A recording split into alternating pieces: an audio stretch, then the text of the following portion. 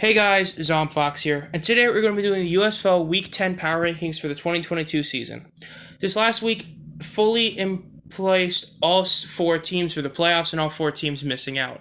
It had a couple of really close games, pretty much all but one game where it's decided by less than 3 points. So there is some change, and most importantly, there's actually a change from the top spot and some of the bottom ones. So without further ado, let's get started. Coming in at number 8 are going to be the Pittsburgh Maulers. The Maulers come in at dead last again, no shock. To put it simply, they are still 1-8, or they're still with one win. They did make it close against the Stars, but at the end of the day, they're still dead last in total points scored, and they are way dead last in point differential.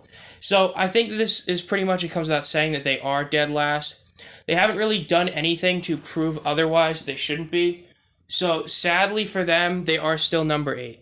Coming in at number 7, moving down one spot, is the Michigan Panthers. The Panthers do move down one spot, though they did put up a very valiant effort against the Generals.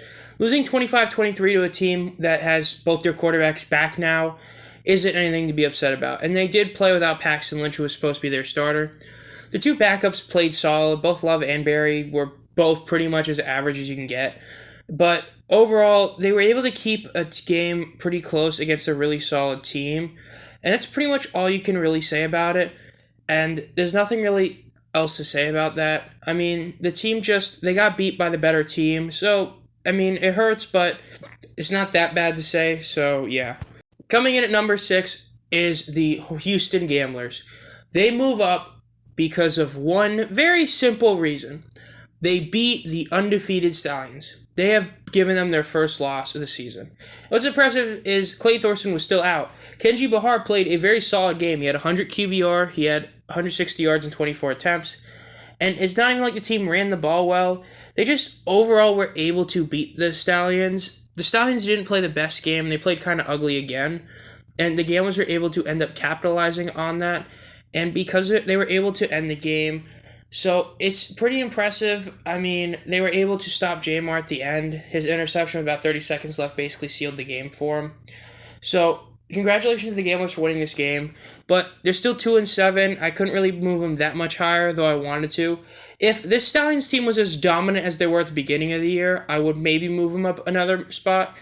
But the last couple weeks, the Stallions hadn't been that insane. So I'm going to leave the Gamblers here, but they definitely deserve to move up because they did beat the undefeated team. Coming in at number 5 is going to be the Tampa Bay Bandits once again. The Bandits are number 5 because they have like 4 wins, and that's pretty much the only reason. I'm not even joking, that's like the only reason. In terms of their point score and point differential, they're still terrible in both. They're below Houston in both. They're below Michigan in one, and that's why I really did debate on putting Houston above them. But solely because they do have a better record, I'll keep them above them.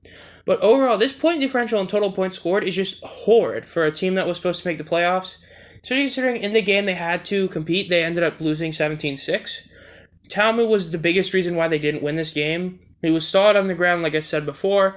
But overall, going for a 56 completion percentage with sub 300 yards and 2 picks to 1 touchdown isn't going to get it done. And when your running backs combine, when your main running back has 13 attempts for negative 0.1 for negative 0.1 average and a -1 yard, and that's all you need to know. This team completely blew it in that regard. So it has to be there. And then of course Rousseau missed another kick. So I think this is pretty self-explanatory. The Bandits are only here this high because they do have 4 wins, which is double the Gamblers, but they are nowhere near a top 4 spot. Coming in at number 4, the New Orleans Breakers. The Breakers are 4 because they did get the job done against the Bandits, but overall, it's the fact that Slaughter was really terrible, and if he's supposed to be their main guy, you can't have him going 7 for 14 with a 50 completion percentage and 1 pick. When his backup played so much better than he did, that's not a good thing. Running the ball, both Jones and Ellis did have solid games, so that's a good thing for him, and so that's going to help him a lot. And in terms of the point scored and point differential, they are top 4 in both. They're 4th in points scored and they're 2nd in point differential, which ironically the top 4 teams are top 4 in all of these, which should not surprise you. So overall, I am inclined to give the Breakers this spot. And so they do deserve to be here. They have clinched the playoffs, but I do think they're the weakest team heading into the playoffs, so they're going to be at 4. Coming in at number 3 is going to be the Philadelphia Stars.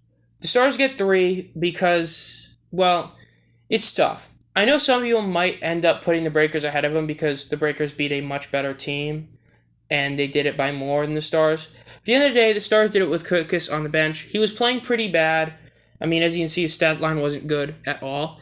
But he got, hit in the hand. They let him play out a bit, and they were like, let's just put him on the bench, just make sure he doesn't get hurt so he's ready for the playoffs. They let Costello play. He wasn't that good, but overall he did get the job done. Matt Colburn is just, when he's on, he's on. That 51-yard rush, oh man, that was sick.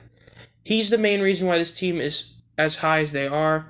He really is their team's, X factor, because whenever he has a good game, they're going to usually win. And so the Stars were able to get the job done, even with their kicker missing kicks, as Aguilar missed 2 field goals, but they're still able to win this game anyway.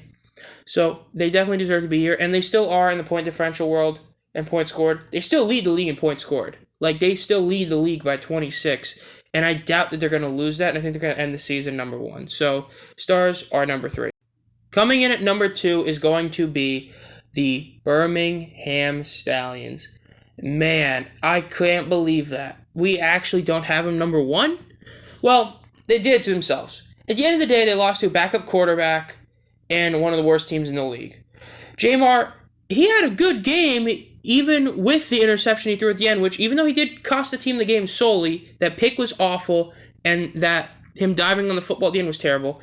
But he had a solid game. I mean, 68 completion percentage, 260 yards, 1-to-1 ratio. If he didn't have that pick, man, he would have been great. It sucks he didn't get any help from the ground game. Basically, if you want to be a solid running back, you should be able to average, the ideas if you run the ball 3 times, you get a first down. So if you're averaging less than 3 yards like both Maribel and Scarborough did, that's not really helping your team out. So that does hurt them a lot. And, I mean, they lost, and that's why they're going down. I said that they've been playing bad, and I wasn't joking. If the Stars had went and beat the Maulers by 20, the Stallions would have been number 3. They would have dropped 2 spots for me. But they're still here. They're still second in total points scored. They're still first in point differential. So, they deserve to be second because of that benefit, but they're definitely not as scary as they were before. Coming in at number 1 are the Generals. The New Jersey Generals deserve this. They've been playing so well. And I know that, yes, they did only beat the Panthers by 2. But their quarterback system worked again. They brought them both back. They were both able to play well, though. DeAndre was not nearly as good a passer as he was beforehand. But Luis was able to get the job done through the air. Williams had another great game. So, I mean, it's easy for me to put this team up here because they've been playing so well, and especially considering the fact that Jones missed 4 total kicks. If he makes those kicks, this game isn't remotely as close as it was. And then, I mean, that's pretty much all that needs to be said. This team plays the way they do. They play hard defense, and they run the ball, and they score. I don't have that much to say because it's just rehashing the same things. Since week 1, this team has seemingly been on a mission to be the team in the league, and they are, for now, the best team. They're the team to beat.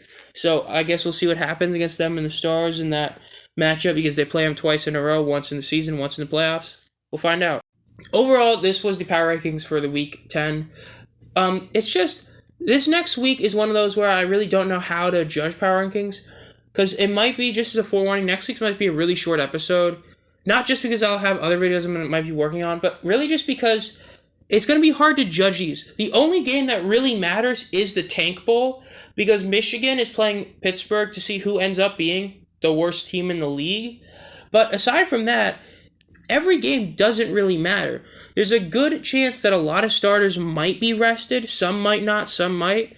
So I don't know for sure. I guess it's going to depend on how many starters play and what happens. That Generals-Stars game is a really intriguing game just to see how they're going to match up since they do play each other in the playoffs. But overall, the playoffs are only a couple weeks away. This has been ZombFox. If you enjoyed this content and want me notified as soon as I upload any videos, make sure to subscribe and hit the bell. And as always, have a great night.